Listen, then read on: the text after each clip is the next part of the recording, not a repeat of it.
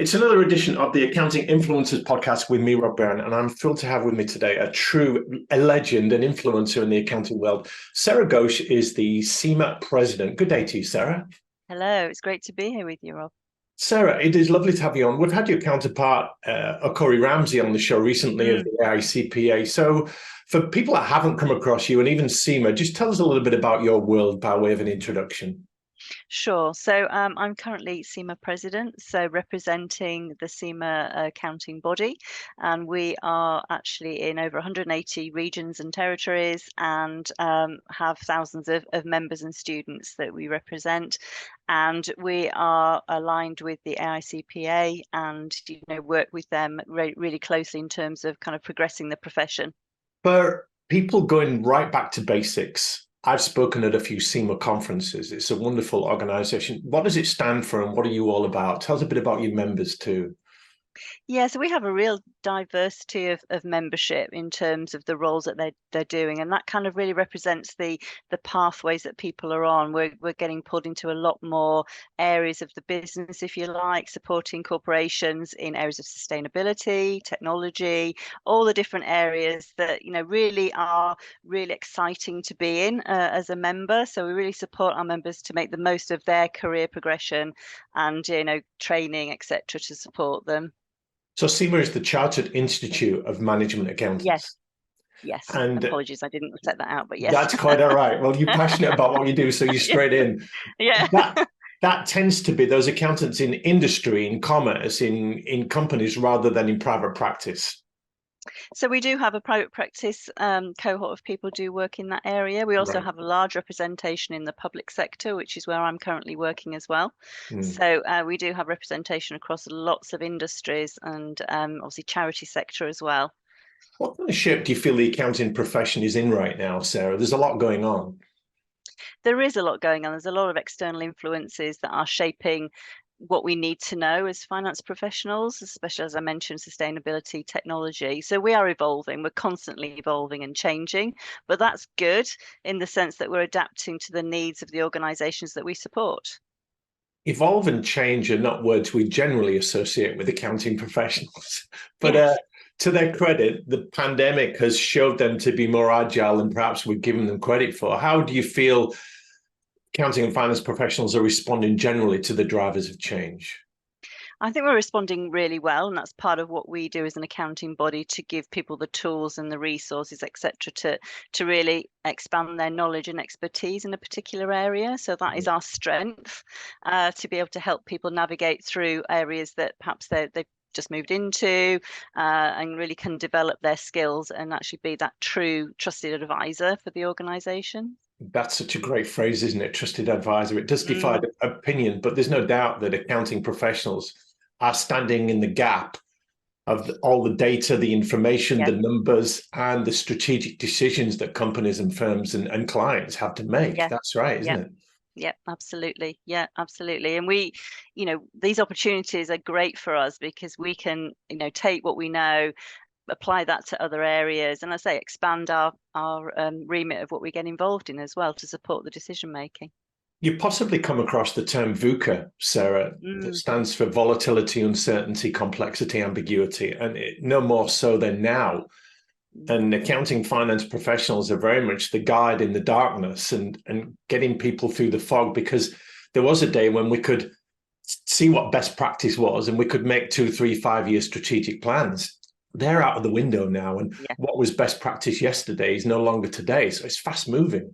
Yes, absolutely. And of course, data is a major part of that, having access to data, making those decisions much more quickly in terms of using the technology, the AI, machine learning is making that journey a lot quicker. So we're having to adapt at a different pace.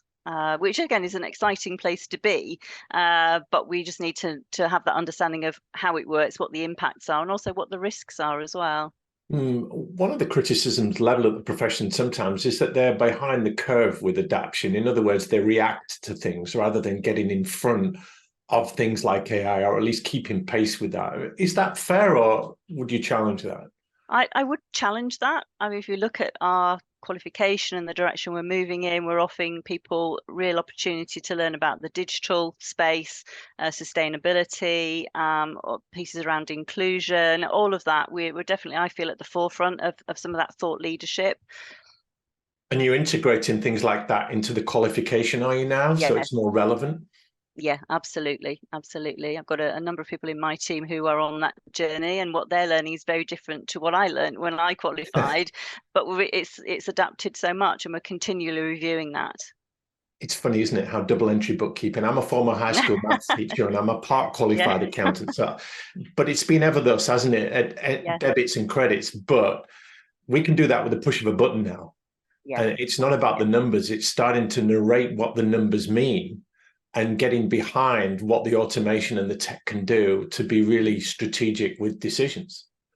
Yeah, absolutely. And I say it's changing roles quite significantly as well. And we as leaders have to really kind of look at, okay, what will the profession look like in 5-10 years time? It'll look extremely different, and we're planning for that. We're socializing that with our membership and students, and you know, getting them up to speed with what they will need to be doing in the future. One of your passions, Sarah, is innovation.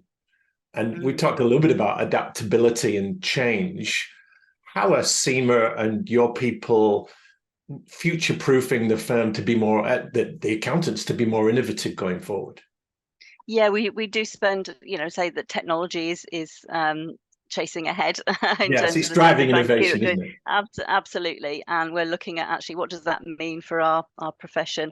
Particularly interested in some of the work that's going on around quantum technologies and how that potentially might impact our role. Again, coming down to the speed of decisions, the amount of data that we can actually tap into to make those critical business decisions, and how that might impact the organizational strategy actually, and how they run as a business. Let me just pick up on that phrase, the amount of data. It is overwhelming, the data points that accounting finance professionals have at the disposal. And we hear a lot of how busy and overwhelmed and overloaded these poor people are in commerce and industry or in professional firms serving their clients. When you have conversations with accountants, and you will a lot, Sarah, what do they tell you about workload and chargeable hours and the sheer overwhelm of the data? Yeah. I mean, I think for me, it's the message that continuous improvement is not something you do as a one-off. You have to continue to look at ways to be more efficient. Technology is obviously a key strand in that, and the agility to be able to implement these new technologies quickly, which is falling more in the remit of the CFO and finance to actually leverage some of these tools. So again, it's about raising awareness, having those conversations within your organization about actually what could we do in a smarter way, and also considering the ethics around the data, because I know there's a lot of questions that are being raised around how data is used, the bias that might sit within data, and having that awareness as well that is starting to be more prominent in the roles that we're doing. Yeah, I'm glad you brought up ethics. We had Tom Clendon on just recently. He's an examiner for the ethics part of some of the professional qualifications. And he was talking about how the examinations these days, they will put a dilemma in front of you that will test your judgment and your wisdom in interpreting the laws and the regulations. And there are some gray areas there. We've seen a lot of scrutiny on audit, some of the top 4 firms making poor decisions and getting hauled over the coals. Just talk about that a little bit, and the public trust in the profession. Yeah, I mean, trust is the kingpin. You know, our profession is the trusted profession, and we need to ensure that whatever we do, work with organizations, that is always at the forefront of our minds. And obviously part of that is having the awareness to be able to portray that in conversations about being that trusted advisor. Just talking about your role for a moment, Sarah, I'd like to ask you to describe the top 3 things on your agenda right now, but I'll do it in this way.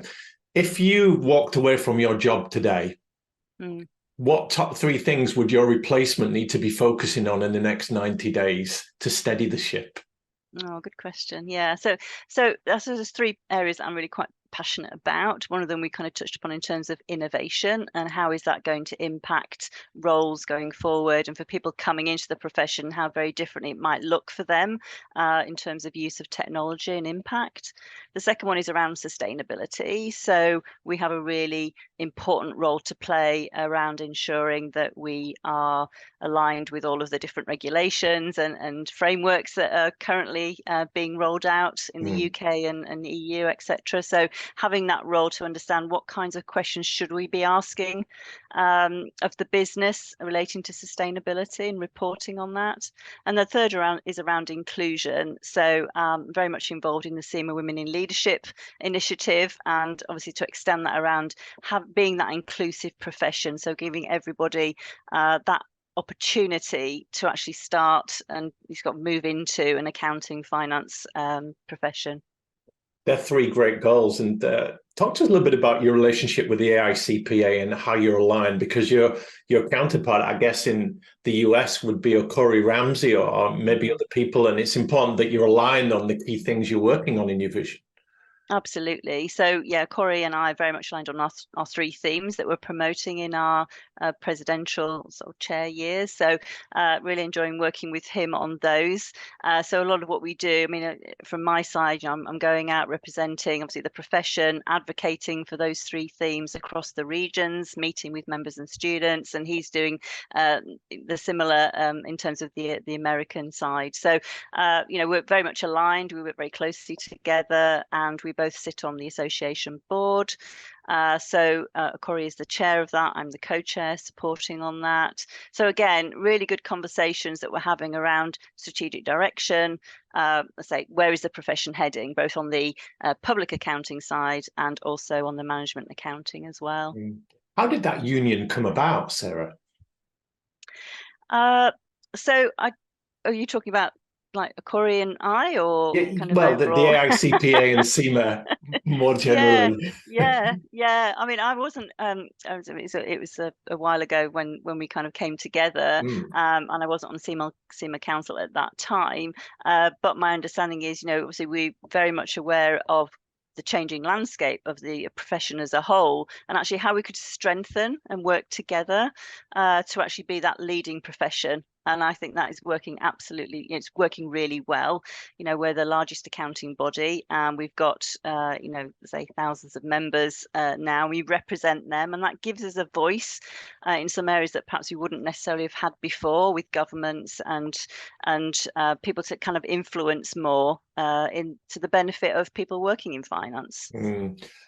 Just picking up on your term, the voice, accountants are bombarded with all kinds of best practice and wisdom, and do this and do that, and you need to know this and you need these skills.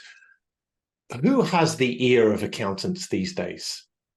Sorry, would you mind who do accountants truly listen to these days? They listen to their peers, they listen to their profession. Obviously, governments have impact on that as well in terms of the policies they're implementing. Sustainability is one of those. So looking at where governments are heading with particular policies that have a direct impact on finance and how organizations work. So we kind of have a huge kind of stakeholder influence around us in finance. Well, Corey mentioned in his interview that whilst change can come top down from the governing bodies and professional institute societies, it also needs to come from the ranks and files and the people lower down that are setting examples for individual change and innovation. Would you go along with that? Yes, yeah, no, I'm very much of the view that, you know, our members and students who are kind of at this early stage of the career, we need to be listening to them to understand actually where they see the profession going, because, you know, at the end of the day, they've got quite a number of years left in their careers, and we need to be making sure that we're developing and have the strategy to support them in that as well. There are some stats that say that accounting as a profession is becoming less attractive, less and less people doing accounting degrees, less and less people going into the profession, and even some leakage out of accounting and finance into other areas. I don't have exact numbers, but is there any kind of image problem in the profession, Sarah, or what else might be going on there? I don't have figures either. No. I mean, from my side, you know, what I'm looking at is actually it's an exciting place to be because of the things we've talked about. Getting involved in sustainability is a lot of sort of younger generation who are really passionate about that, and this is a role that actually will help to shape some of the thinking around it. There's a technology angle as well, the inclusivity, all of those I think make this profession exciting, and I really wish I was like 20 years younger and I could I could start joining, you know, on these conversations more and shaping it for future. But I feel it's a really exciting place to be, and that's what keeps me engaged and kind of really sending the message and advocating as well. And that's so important. A lot of people we interview that are on the inside talk about what an exciting profession is, what a raft of opportunities they have, and the interest in work. There is a perception of become an accountant, be chained to a spreadsheet for 10, 15 years. You might make partner, you might become a CFO, but there's so much more to it than that, particularly in the changing world that we're in. And it sounds like you're keen to sell that image. Yeah, it's about the stories, and that's something I'm again really passionate about, because when I meet members and students, they don't ask me about my role, they ask me about what I've done, you know, what's my journey been and how have I got to where I am. And that's what people are really interested in. You know, the linear kind of trajectory for career pathways doesn't really exist anymore. People are taking opportunities to move into different areas of the business, not necessarily within finance, but they might move and then come back again and expand their knowledge of experience, because the senior roles require so much knowledge in different areas. It's not just finance now, it touches on so many other aspects. You're a champion of diversity and inclusion, Sarah. You touched on that. You were one of the top 50 women in accounting. I was a judge on that, but you didn't come in my pile of nominations to judge, but you certainly would have got the vote. But championing the cause of women, traditionally accounting has been a man's world. I'm thinking of the pinstripe suits and the bowler hats and the old days. But we know that more and more women than men now are coming into accounting, but not perhaps represented in leadership roles. So is it unusual that a female would be head of a professional association like CIMA, or is that becoming more the norm? I think there's so many more, again, it comes back to the story, so many more stories that we need to share, actually, because we have females sitting in leadership roles as CEOs, CFOs, you know, in the C-suite, that we need to kind of be sharing across our membership, say, look, here's a story, it's a great story, this is, you know, where you may want to go yourself, and be really championing that. We've done a number of panels with senior leaders in accounting all over the world, managing partners of firms, heads of associations, and we asked them the question, what was your journey like to the top? And who helped you along the way, and who, if anything, put barriers in your way? And lots of stories about, well, as I was coming through the ranks, I didn't see many people like me. And we could speak about race, and social mobility, and upper class and working class and everything else, and just not seeing people like us. But you could have a tattooed black accountant with dreadlocks now that's a female, and we wouldn't think so much about that, would we? So the profession is definitely changing in its outlook. Yeah, absolutely. I think that's really important. Again, a real strong kind of focus for us is on that inclusivity, and how do we get to in front of the people who think, oh, it's not for me, but actually it could be. So yeah, it's really, you know, a really good message. Tell us about Sarah Ghosh as a 16-year-old. Did you map this out for yourself? Did you have a paper round back then? Did you think accounting's for me from the very beginning? How did you get to where you are? No, it wasn't actually on my radar. I started my career in IT, so I took a graduate training 2-year program and was a systems engineer for a while, but I was building and working on finance banking systems. And my kind of fall into the accounting side was to understand more about the technical aspects of accounting. And then I thought, well, you know, really enjoyed my management accounting, you know, training, etc., and decided to stay in finance. I then went on to doing some consulting work, and I was consulting for quite a number of years, and that was really exciting because it gave me a chance to leverage my skills both from a technical and also from an accounting point of view as well. So I worked on a lot of transformation programs and change within organizations. So no, it wasn't on my radar at all. I did think I'd become an economist, actually. I did economics at uni. But that there's still time. that doesn't necessarily get you to the board of CIMA. So in your journey to the top, what took it from there to where you are now? I think it was more about the passion. I didn't set out to be CIMA president. It was Yeah. something that kind of evolved over time. And the more I got involved, and it was very interesting, some great people working across the association, CIMA, CPA, and being inspired by them actually to keep advocating for the profession and getting more involved. So, but yeah, just a really great group of people on CIMA Council as well that I work with. So yeah, it's the people around you actually that kind of help you kind of get to where you are. So Yeah. really enjoying that I'm journey. just remembering a conversation with a mentor of mine at church back in the day when I was complaining about how inefficient church was and how some of the sermons were boring and how, Mm, why did we do this and this? And he said to me, Rob, if you want to change anything in this church, you need to get on the council. It was yeah. called the PCC, the Parochial Church Council, but that was where decisions were made. Mm, And you are taking a path where you want to affect change. mm. You want to drive the profession forward. You have a limited influence in the ranks, as it were.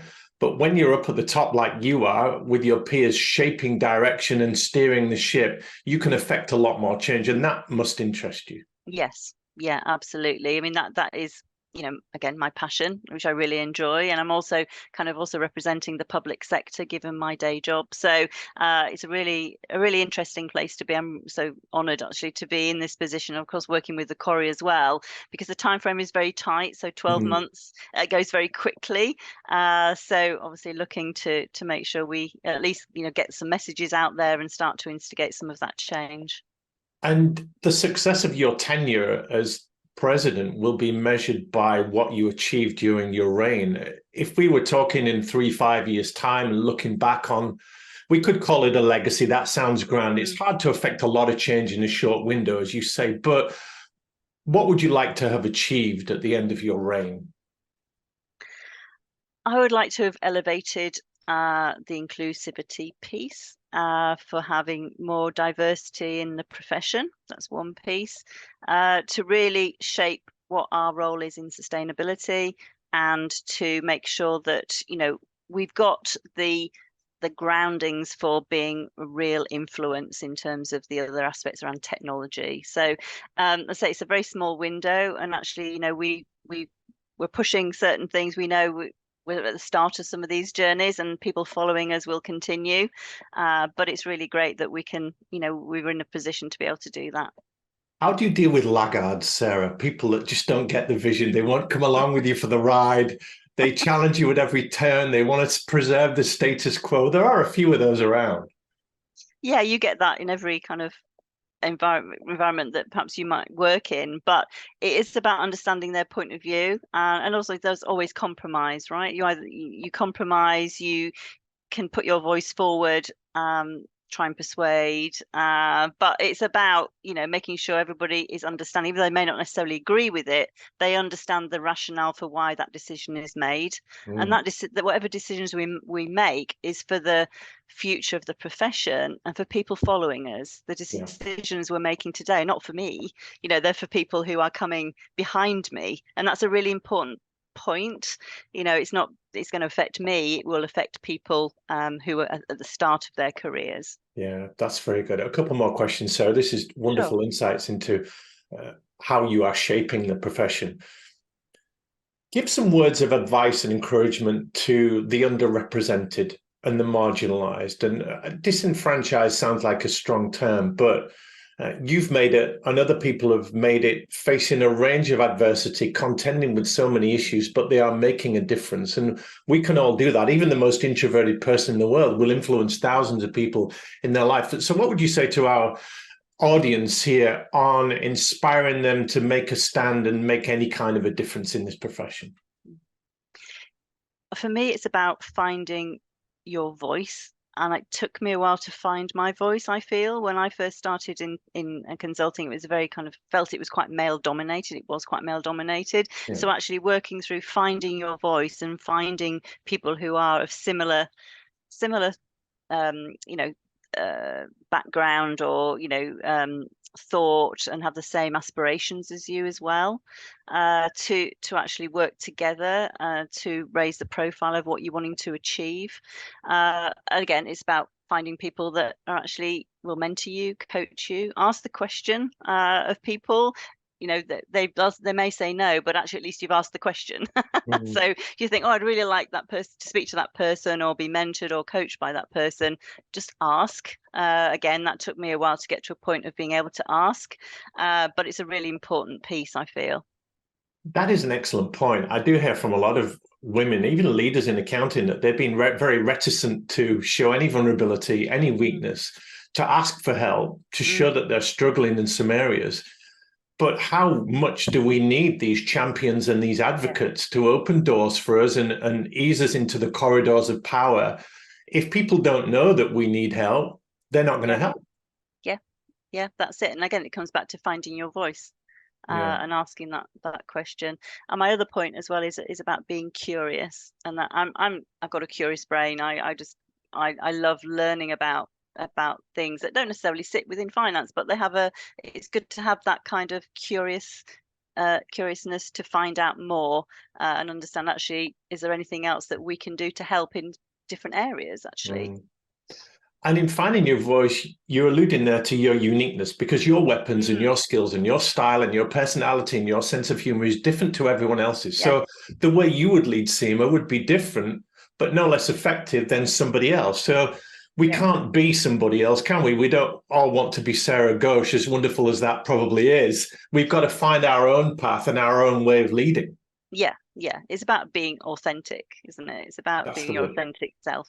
And final question, Sarah, what gives you the most hope and excitement for the next few years in the accounting and finance world? I think it's the people that I'm working with, and the fact that we're all have the same vision and aspiration for where we want the profession to move to, and continue to help support that.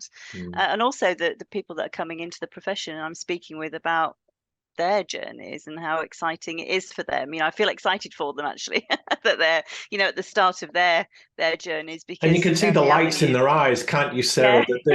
They've not been tarnished or tainted by the drudgery of some of the work, and they are really passionate about the future. You're latching onto that. Keeps us young, doesn't it? Yes, absolutely. I learn so much from members and students that I speak with. It's fascinating, actually, some of the things that they're getting involved in that I've never done in all my years in this profession. So it's a really exciting place. It's wonderful that you're open like that. We run speed networking events every month. These are virtual, and we invite all kinds of people from all different stakeholders in the accounting profession, from the vendors and the podcasters and YouTubers and gurus and experts, to the practitioners and the CFOs and the qualified accountants and bookkeepers. And we get students on there. We get semi-qualified accountants. We get leaders of networks and associations, and they are all in there having conversations and seeing different sides of the conundrum. And it's a bit like a potluck supper, Sarah, in that everyone brings something to the table, and you'd bring a tuna pasta salad and I'd bring some crisps and Doritos, and you don't know who you're going to have in the room. But as you said earlier, it's curiosity. It's having that appetite to be willing to learn from people that are perhaps lower down in the food chain than you are, but you've got something to be taught. Yeah, exactly. Everybody, it comes back to voice. Everybody has their own voice, their own views of where they would like to see the profession go, where they'd like to take their careers. And it's just understanding more of that as we develop, going forward. Well, it's been a delight speaking to you today. We really appreciate your time and your passion and your insights. Thanks so much for joining us. Thanks, Rob. I've enjoyed it. Thank you.